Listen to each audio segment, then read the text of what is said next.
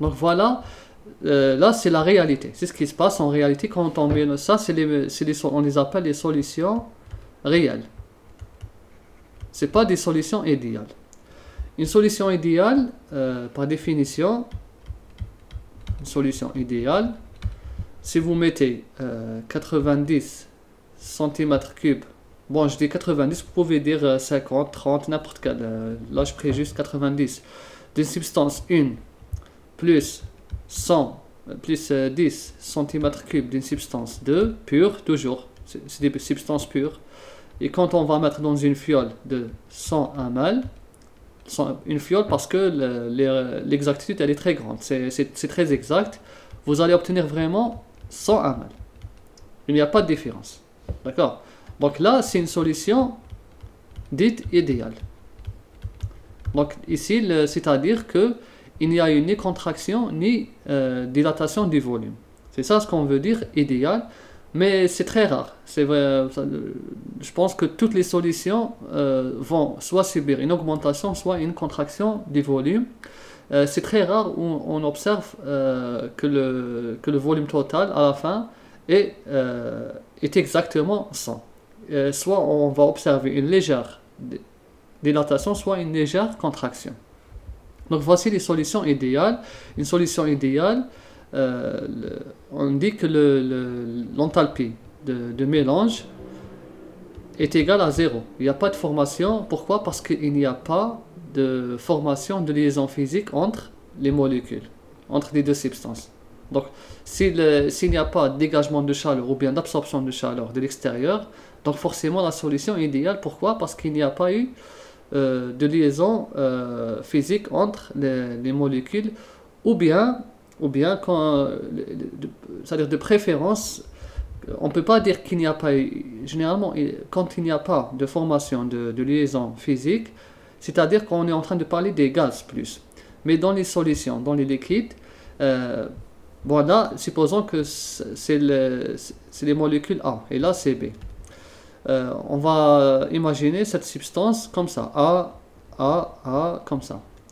Il y a des interactions physiques entre les molécules de la substance. Et là aussi, il y a des interactions physiques entre les molécules de la substance B. Comme ça. Donc on peut imaginer comme ça des interactions. Donc on a ici des interactions et des interactions. Dans la solution, on aura ça. A, comme ça, A, comme ça, et comme ça, B, comme ça, B, comme ça. Donc on peut schématiser comme ça. En réalité, ce qui se passe ici, c'est que les interactions A ou bien B sont équivalentes aux interactions A-B, tout simplement. Donc les interactions A ou bien B sont équivalentes aux interactions A-B. Donc ces interactions vont, avec la somme des autres interactions, ça va s'annuler. Donc c'est comme si il n'y a pas eu d'effet. D'accord? Donc la formation de liaison entre les molécules de A et B, cette énergie de formation, elle est égale à l'énergie de B entre B et A entre A. C'est pour ça qu'il n'y a pas eu d'effet. Donc la rupture de ces liaisons et la formation de ces liaisons, donc on a une rupture d'un côté et formation de l'autre côté. La somme de la rupture et la formation, elle est équivalente. En magnitude, elle est équivalente, mais en signe, elle est différente. Donc la somme, c'est 0. C'est pour ça qu'on dit que c'est une solution idéale, mais la plupart, nous, dans les volumes molaires, on observe toujours des variations de volume en fonction du nombre de moles.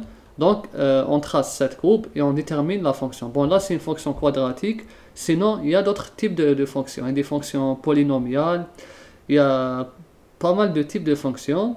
L'essentiel, le volume molaire partiel est juste la pente de cette courbe. Il peut être positif ou négatif. Donc ici on va déterminer, on commence, premier, je vais mettre, 1, je vais commencer A1. On va déterminer les volumes molaires partiels, V1 et V2, bien sûr en fonction de N1. Donc on vient de dire que le volume molaire partiel, c'est quoi? C'est juste la pente. C'est quoi la pente? C'est la variation de grand V, le volume de la solution, du mélange par rapport à la variation de N1. Et à température, pression et N2. C'est-à-dire la température, la pression et le nombre de moles des constituants nœuds restent constants. Et c'est égal à D par rapport à dN1. J'écris l'équation quadratique. Donc c'est 1000 plus 35 N1 plus 0,5 N1 au carré. On fait la dérivée ici et on obtient 35 plus N1. Voilà. Donc j'ai fait juste la dérivée de cette fonction quadratique. Voici V1, tout simplement. Donc c'est la pente de notre fonction. Maintenant V2. V2 aussi, on peut déterminer, mais on ne peut pas déterminer à partir de cette fonction. Pourquoi? Parce qu'on a fait l'étude par rapport à N1, pas à N2. Donc V2, d'où est-ce qu'on va l'obtenir? On va l'obtenir de la relation d'Euler. Cette relation, elle dit que le grand V, ou bien le volume de l'échantillon, de notre mélange, de la solution, est égal à N1 V1 plus N2 V2. C'est-à-dire nombre de moles de méthanol fois le volume molaire partiel du méthanol plus le nombre de moles des constituants de l'eau pure fois le volume molaire partiel de l'eau. Maintenant, on va déterminer ce V2.